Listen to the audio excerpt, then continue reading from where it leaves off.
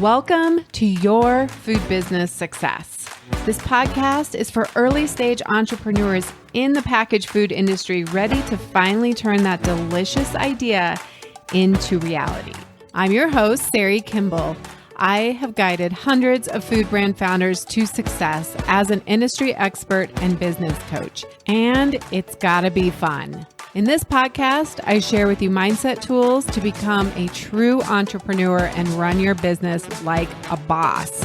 Interviews with industry experts to help you understand the business you are actually in, and food founder journeys so you can learn what worked and didn't work and not feel so alone in your own journey. Now let's jump in. Hey there, welcome back to the podcast. Okay, I'm coming in a little raw today. This is like, you're getting the vulnerable, the real me here. So I'm recording this on Wednesday the 12th, which is the same day that I recorded the live version of the Hard Times Ahead call. And I'll give you a little bit of backstory. And it's so funny. It's almost like the universe conspired in my favor. I like to say it's always conspiring in my favor. It's like it was planned this way, and yet it was not at all. So I wanted to really show up and serve you guys. So many of you are reaching out to me, my clients, members, people in our private Facebook group, and saying, I am freaking out. I don't know what to do. Butter prices, flour, eggs, shipping, gas, packaging, on and on and on, right? All the things that are happening as a result of inflation and other things going on in our world. So one thing I'm not here to do as a coach is to tell you to just think like none of this matters. It's just daisies and unicorns and rainbows, right? No, let's look at it as the facts, the circumstance, and then we can decide how we want to deal with it. But I'm not here to argue whether this is a hard time or not. If you feel like it's a hard time, if you're looking at the facts and you're saying, butter is increasing by 3 times, then that's a fact, okay? Wanted to put out this training call, and it was really twofold. So one part of it is about managing your emotions and your mind. And then the second part was giving you some strategies of what to do and how to see if you actually need to do a price increase, and then what to do if you do. I actually invested quite a bit of time into this. I put up videos. I put out ads. I usually don't run a lot of ads, but I wanted to potentially reach more of you, right? To expose more of you to how I help people.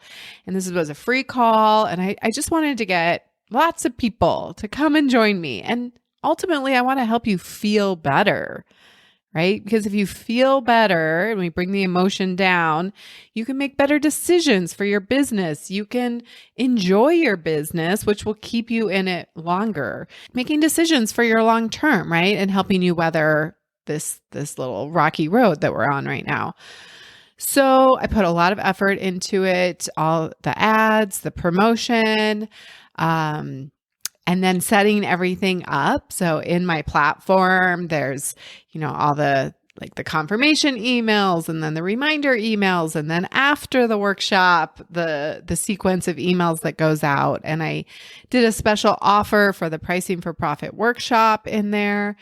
And just by the way, I'll let you know that you can still get the replay through the end of today if you want. The replay, because of what I'm going to tell you next, I went ahead and extended how long that would be up. So it's at foodbizsuccess.com/hard times.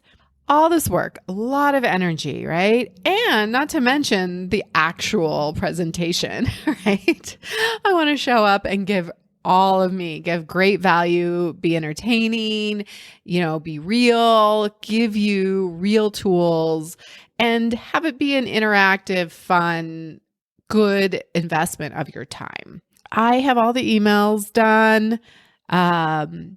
I actually had a client call that morning, so I didn't have a ton of time to be checking email. So I don't know. I'm getting ready to go on and getting myself pumped up. I have like a playlist that I listen to. You guys, if you're ever having to go into like a buyer meeting or do something hard, get your energy up, get your state up. Right. So I'm listening to my webinar jam mix and getting all pumped. Well, and what's funny is I actually had this thought in my head. I'm like, I should test that link, make sure everything's working okay. So on my phone, I go into the email that says this is starting in 2 hours, and I click on the link, and it seemed to work. But I realize now that it must have just been because it was my own link. In any case, we get on, it's time, and there was a handful of people on there, but they're like my usuals. They're my members inside Fuel. And I'm like, where is everybody? This is interesting. I had a lot of people sign up for this.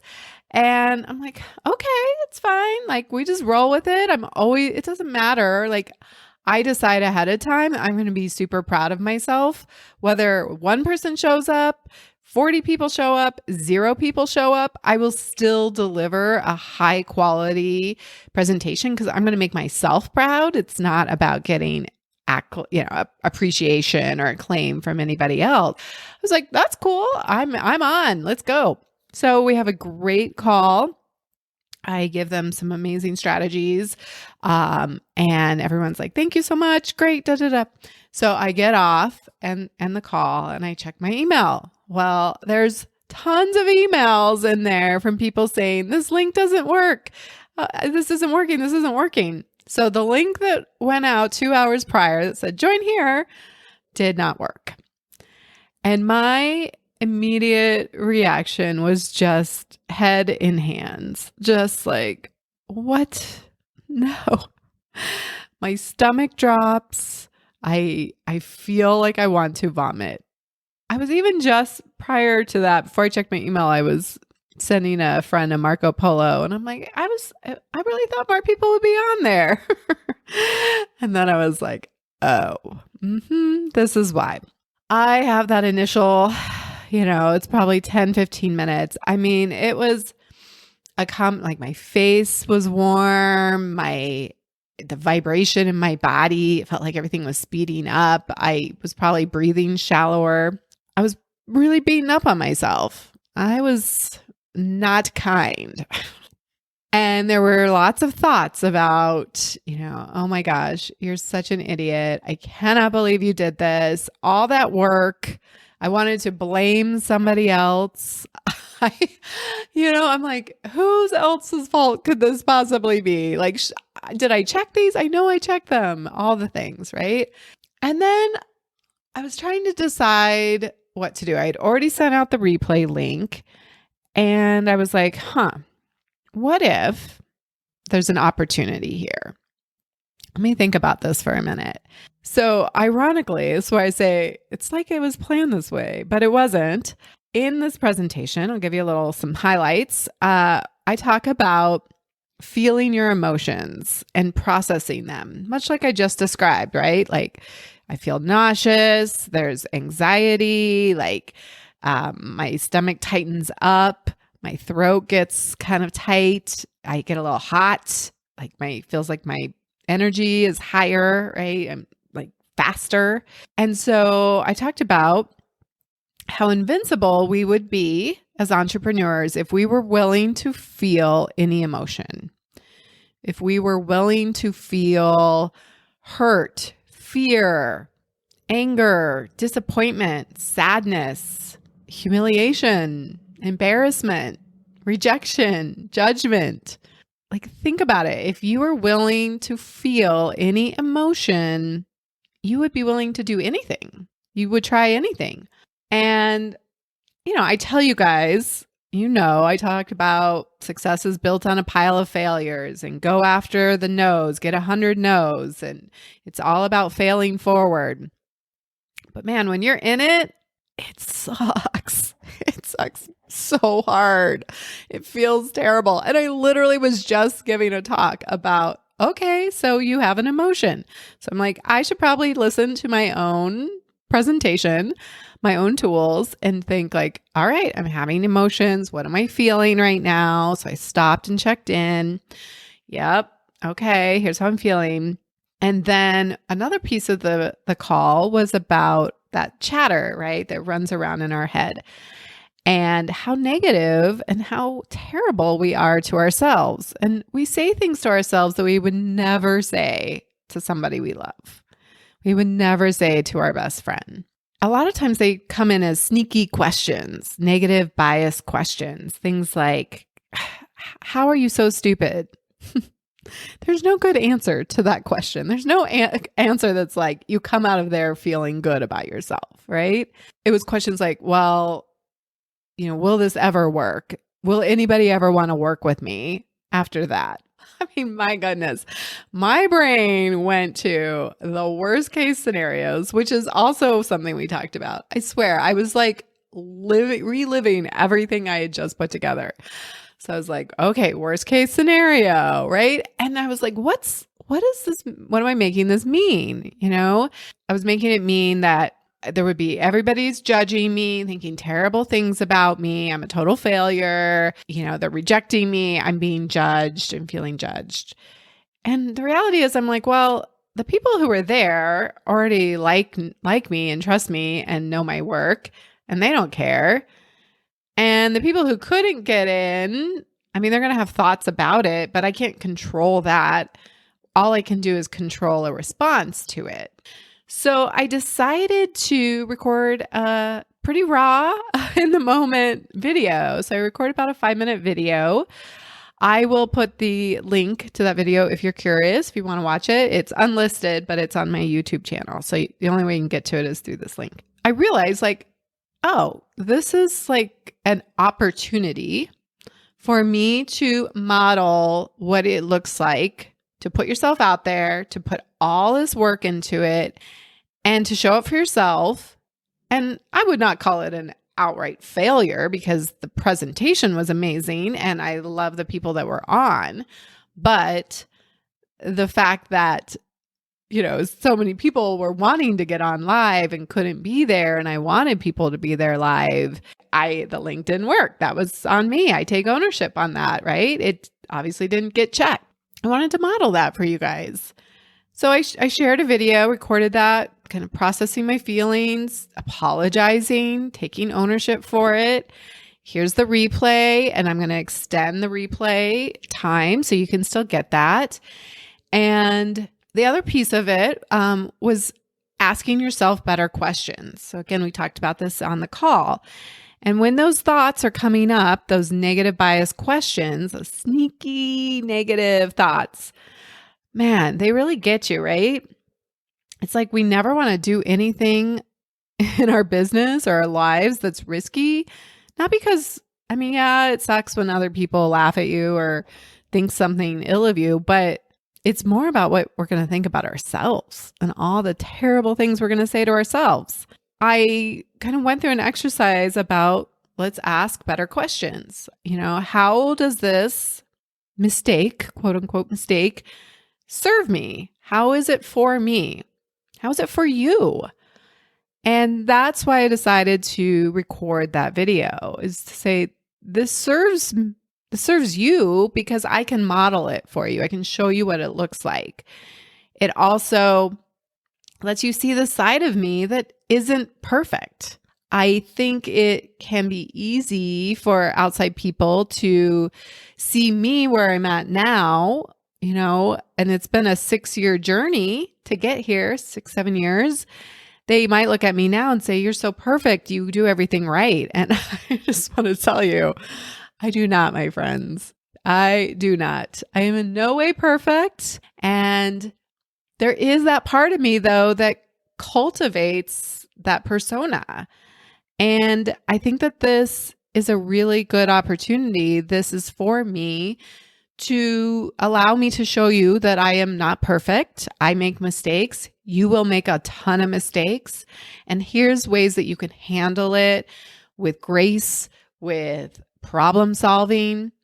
And I will tell you, thank goodness for coaching. Oh my gosh. I had a coaching call with my personal coach shortly thereafter this call. And it could not have been better timing, right? We processed the feeling more even after the video and sending the email. I was like still pretty like there was definitely some shame there was a big piece of it, like shame of like messing up and there's something wrong with me. How could I have done that? I'm so stupid, those kind of things. And so I had a little cry, right?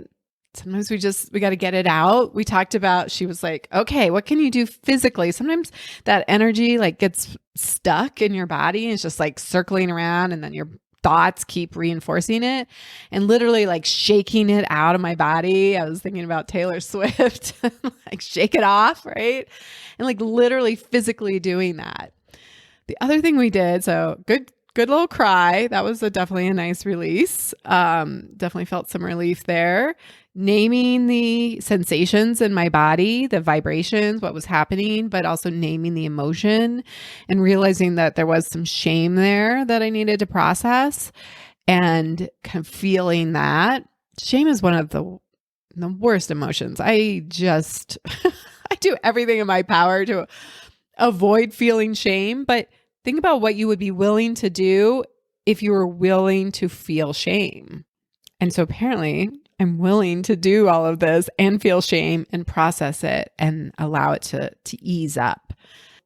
The other thing we did, she mentioned something about what does that voice sound like?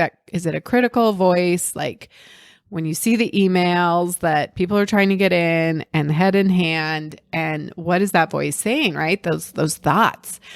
And it made me think about something I heard from Mel Robbins, who's an inspirational speaker, kind of mindset speaker. And she talks about with her son naming his anxiety. So, and then her son would talk to Oliver, the name of the anxiety. So almost depersonalizing it, because in my head, that voice feels like it's me and it's so critical of me, right? It's telling me how stupid I am and I'm never going to get it right. And like, I might as well just close up shop now. And what are all the people thinking? Right. And we were actually talking about this on the call. Like, you guys probably don't even care. Like, you're like, oh, okay. I was going to do that for an hour, but I guess I'm not. Right. Like, your thoughts about it are probably not that much, but in my head, I'm like, oh my gosh, right? I'm the center of the universe in this moment and everyone must hate me, right? Or everyone's thinking terrible thoughts about me. The reality is, I know you say it out loud and you're like, oh, okay. But this voice, so critical. So I was talking with my coach and I said, I feel like maybe I should name this critical voice in my head because there's almost like there is a persona to her. It's this very like buttoned up, perfectly tucked in shirt, perfectly pulled back hair, almost like a librarian or something, right? There's definitely like an image I get. And I was like, I feel like I just need to name her. I was like, I'm going to call her Agatha. It just sounds like the perfect name. And if your name is Agatha, please do not take any offense. But I just felt like that was a name that resonated for me, that I could be like, okay, Agatha, I hear you. I recognize that you are upset and you're freaking out and you're thinking that a tiger is chasing you, right? You're having the same body experience, the same stress. And there is no tiger. And let's talk about what the facts are. This happened. And now what am I going to do about it? And giving her some love and some compassion too, right? Like, again, we say these things we would never say to a best friend. So how can I befriend this person, this part of me, this critical voice? Because if I can step back and have some compassion for her, which really starts from curiosity, I think about, why is she so critical? Like, what is the point of that, right? it's already done. I can't go back and change it. So what is the point of beating the crap out of myself? Well, a lot of it comes down to worth, right? I'm questioning if I am not perfect, if I didn't do it exactly right, if I didn't, check the links and not have any mistakes, then if there are mistakes, then that must mean that there's something flawed with me. There's a value question, right? A worth question. And I don't know if any of you guys can relate to that. I'm guessing almost everybody can, if you're honest with yourself. Most of us do have some piece of that where if we get it 100% perfect, now we've proven to ourselves that we are worthwhile, we are worthy, we are enough. And so conversely, if we don't get it right, then it means we're not. And so I can understand Agatha's, where she's coming from. She's trying to keep me safe. She's trying to motivate me to never mess up again, because see how terrible this feels and see how much you're going to beat the crap out of yourself. So never do it again. And so I can come at her with some love and some compassion and say, I hear you. It is upsetting. I know you're hurting. It doesn't mean anything about our worth. And we're going to feel these feelings. We're going to see what we can do, what meaning we can create from this, how we could actually serve better. I mean, this podcast is coming out of this. Even if it's just that I can fail and get back up and I can survive this, I'm showing to myself, I'm proving to myself, I can do this. I can try, I can risk, and I can get back up again. And so can you. And I really hope, my intention is that if you are experiencing something where you messed up or it didn't go the way you wanted to, I mean, the irony is the whole call was on hard times and the plan not going the way that you planned it to go, right? When you started, no one anticipated a pandemic followed by a recession and supply chain and all the things. That was not in the plan for anybody. I'm quite sure of that.